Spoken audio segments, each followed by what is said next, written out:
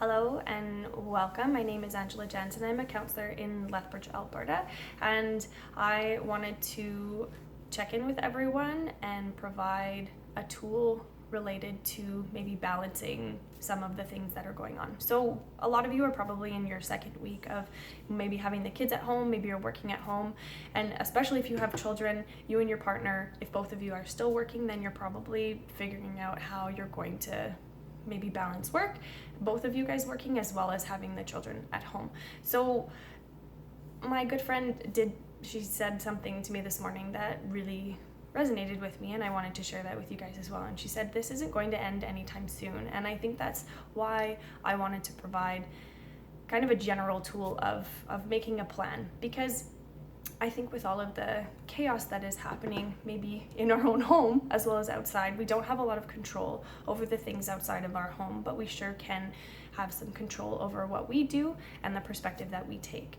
So making a plan, it can be super flexible, it can be super specific, it's just what works best for you. And sometimes that doesn't work for people, and so it's about figuring out the best thing for you and for your family.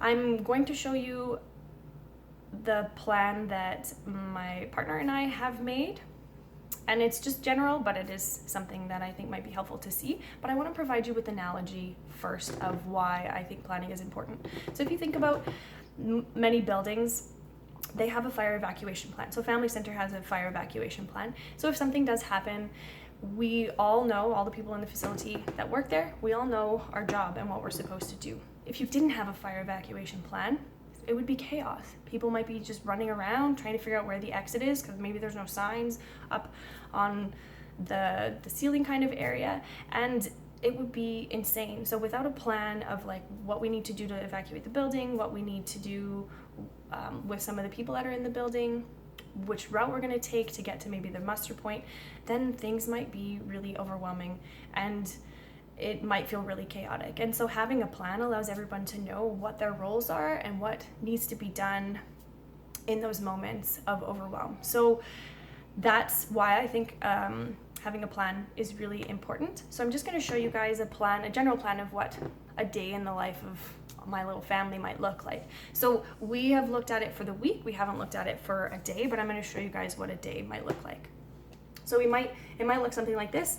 Today is Tuesday. We're gonna wake up at a specific time and get ready. And I think getting ready is super important because I feel more productive for the day. I feel like I'm able to kind of take on whatever. And it especially allows me to be prepared for anything that might happen in the morning. So if I'd like to go for a morning walk, or maybe there's a meeting that comes up, I'm ready to go for whatever might happen. Then maybe around 11 o'clock, I've put in some time that I'm going to do an activity that's related to learning. Then around 12, I'm going to have lunch. There's going to be a chunk of time in there where I'm specifically looking at working. And then we're going to look at some family time and then put our kids to bed in the evening. And this doesn't have my partner's part in there. He's going to be doing some work in the morning, for instance, and then I have some time to work in the evening. But it just allows you to see kind of a general way that we might block that out. I'll just show you what our week looks like, just a general kind of picture. But it's kind of blocked out where you've got the times here, and then I am aware of when I'm working, he's aware of when he's working, and then it just allows both of us to know what's going on and who's expected to do what in those moments. And we're not surprised by things, so it's not like, oh, I have a meeting, I need you to be here so that I can be a part of this meeting. If I'm surprised by that, or he's surprised by that, then it's going to cause frustration and people to get upset. And so when you're not surprised, you're less likely to be overwhelmed. So that's kind of our general plan. And again, like I mentioned, this isn't going to work for everybody, but I think it can be really helpful to have some sort of plan for what you're going to do on a daily basis with your family. If you are looking for more information or tips and tricks and tools, please continue to watch Family Center's Facebook page, Family Center Lethbridge.